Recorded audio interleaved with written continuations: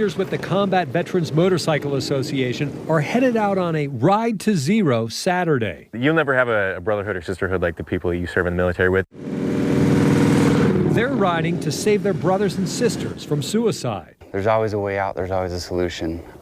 We need to always rely on each other. Suicide rates among vets are 2 to 3 times that of the general population.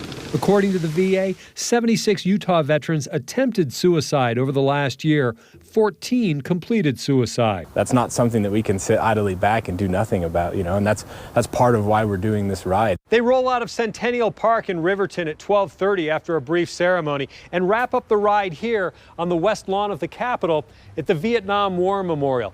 Every dollar they raise goes to research at the National Center for Veterans Studies, where Dr. Craig Bryan is doing critical work. Well, this particular project on social media is an attempt to better identify those who need assistance, which we think will enable us to connect service members and veterans with life-saving treatments. They reviewed social media pages of hundreds of service members who died by suicide or other causes.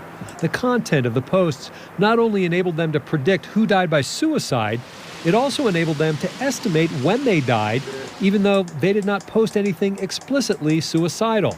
Those who took their own lives spiraled downward in negative judgments about themselves and hopelessness. And it just gets worse and worse, and that sort of devolves over time, and it gets much more pronounced as they get closer and closer to their death. Now the center will develop tools to help family members and friends save their loved ones. Those who are vulnerable to suicide tend to express their internal strife, their suffering, and their pain through online resources. If you recognize that, reach out.